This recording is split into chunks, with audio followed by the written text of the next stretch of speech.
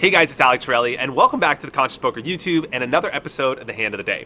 In this video, we're going to talk about how to adjust to aggressive opponents, how to size your bets accordingly, and how to confuse them by thinking one level higher to win the most amount of money. Stay right here. First off, I want to welcome all the new people to this YouTube. If you're new here, the Conscious Poker YouTube is an awesome place to take your game to that next level, and our mission here is to turn good players like yourself into great ones by providing the best, most comprehensive, and simple to understand strategy and mindset content on the internet. Be sure to subscribe and like this video as well if you're new to this channel, and you'll be the first to know when awesome content comes your way. This hand comes from a shorthanded cash game I was playing online, and we're playing 10-20, which if you saw my last video, you'll know a little bit about the dynamic there, but just to recap, it's the biggest limit, so there's some really good players and some VIPs. There's no stats in these games, so I have to use just reads and intuition to figure out what I think my opponents are doing. And one of the adjustments I figured out, one of the strategies, the exploits I figured out my opponent was doing, is he noticed I was raising often on the button, which is natural in a short-handed game, so he started 3-betting me more frequently. We talked about this in the last video, and so the adjustment was to raise smaller to allow myself to get a better price on my raise and to call more 3-bets in position.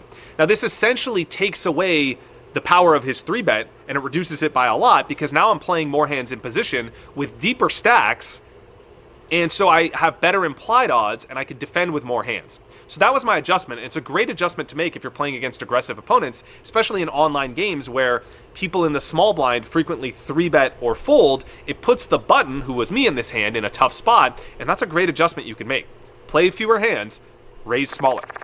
So I go ahead and make it 40, he makes it 180, and I call with the 6-5 of clubs. Now this is a little bit of a loose call, maybe consider not trying this at home. You don't want to play too many hands in spots like these, but it's probably the worst hand I would call with. It is suited in, I feel like I have a post-flop edge, and I told myself if I'm going to be raising the button and he's 3-betting this wide, I have to be defending more, and I decided to put this hand into a call as a way to defend more, play more hands in position, and potentially maneuver and outplay him post-flop, because I felt like I knew how he was playing, and I had a post-flop edge that I could use to compensate.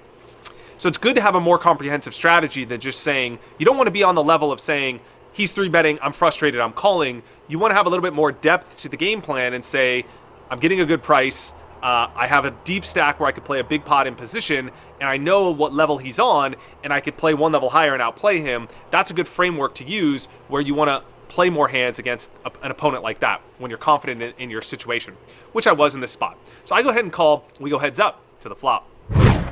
With a pot of about 380, the flop comes down ace-10-9 with 2 clubs. He bets 120, and here I have a very clear call. I definitely don't want to raise and risk him jamming with his draws or his strong aces or whatever, and then have to fold. And I definitely want to call and keep my equity, play the pot in position, and hope to hit a club. I call, and with a pot of 620, the turn comes down gin, a 3 of clubs.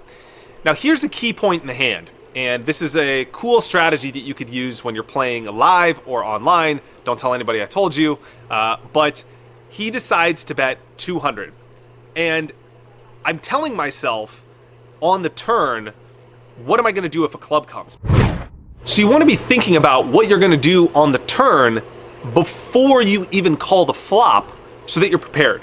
So one of the strategies I like to tell my clients and have them work through is thinking on the flop what you're going to do on the most likely scenario on the turn, or thinking on the turn what you're going to do on the river. And the reason is that you're thinking in the moment, you're thinking from a place of rationality. You're thinking from a place of, okay, if this card comes, I'm going to react this way. If this card comes, I'm going to react that way. If that card comes, I'm going to react this way. And so you're thinking objectively. When the card comes, now there's emotion that comes into the hand because you have a connection to the outcome. You have a desire about the outcome. And that ego, that emotion, clouds judgment.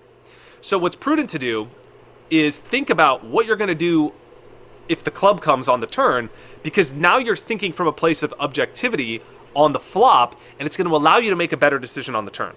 Intellectually knowing the right play and having the discipline and fortitude to make it is completely different. And you might have resonated, this might resonate with you if you ever have experienced the sensation of saying, I knew he was bluffing, but I called anyway, why did I just do that? But it's only obvious in hindsight Why is it obvious in hindsight? Because there's no emotion about the outcome. You have no desire about the outcome. There's no ego involved to cloud judgment. So thinking about this, on the flop, I was thinking to myself, if a club comes on the turn, I'm going to call, just flat his bet on the turn, because he's an aggressive opponent. He's likely going to bet the turn with bluffs if he has something like Broadway cards with a club, and I want to keep those bluffs in the pot.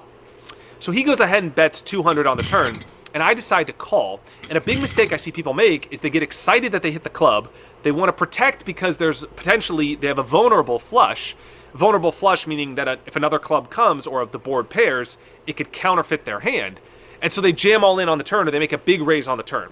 Yes, this does protect your hand, and yes, there is some value in that, but at what cost? At the cost of taking away all of your opponent's bluffs. So if he's an aggressive opponent, remember, he's 3-betting with a wide range of hands pre-flop, he's betting all those hands on the flop, and so on the turn, he's going to have a lot of these bluffs in his range, because he had them on the flop, he had them pre-flop, and so he's going to come on the turn, he's going to arrive on the turn, with a lot of bluffs, like king-queen, king-jack, with a club. And all those hands are going to bet the turn. Now, if I raise, those hands are going to fold. If I call, those hands are going to jam any blank river. So I am taking a calculated risk, but it's with the odds in my favor, because most of the time, the river's going to blank, and then he's going to jam, and I'm going to call. So sure, some of the time I'm going to let him hit his flush, and I'm going to lose the pot, but that doesn't happen that often, because there's not that many clubs left. I have 2 in my hand, he probably has 1 in his, there's just not that many clubs that can come. But most of the time, 80-90%, the river's going to blank, and he's going to jam, and I'm going to call and win. So you have to calculate the risk-reward here. So the odds are in my favor, and that's what I'm playing towards. So many people live in a place of fear where they're playing poker from the place of fear, and they're saying, I just don't want to lose at all costs. So they're sacrificing the 80% to protect the 20, but they're giving up the 80. See what I'm saying? So I just flat this turn here, knowing that it's likely he's going to jam the river. Most of the time, the odds are going to be in my favor, and I'm thinking long-term, trying to play the odds, because that's how you make money long-term as a professional poker player, right?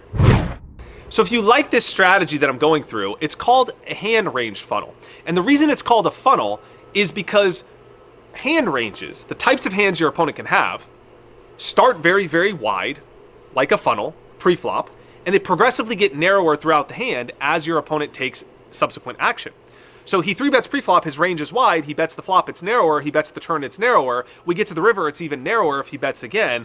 And this is the process that we can use to put people on a range, figure out what they have, and develop the best strategy to counteract that and exploit them. So I've codified this process. It's called the hand range funnel. I've put it into a PDF. It's totally free. You could download it at the link in the description below. Just enter your email. We'll send it right over, and you'll automatically enter into our newsletter, which is called Crush Mondays, where every Monday you get an awesome free piece of content with exclusive hand of the days, exclusive Ask Alex, which are questions from my private clients that I put into a newsletter, and our latest content as well. So check that out at the link below, and let's get on to the river. So the river comes down a blank, and he now opts to jam for 1.5x the pot, which is great for me. I've set this up. If he has me beat, fine, but I've set it up for this play to allow him to bluff. So I go ahead and call, pretty easy call for me, snap call it off. He shows king-jack with a club, and I win myself a nice pot by setting up this hand in the way we discussed. I hope you enjoyed this video. Be sure to like it if you do. That would greatly help our channel. Much appreciated. Much love to everyone. Thank you for your attention. I'll see you in the next hand of the day.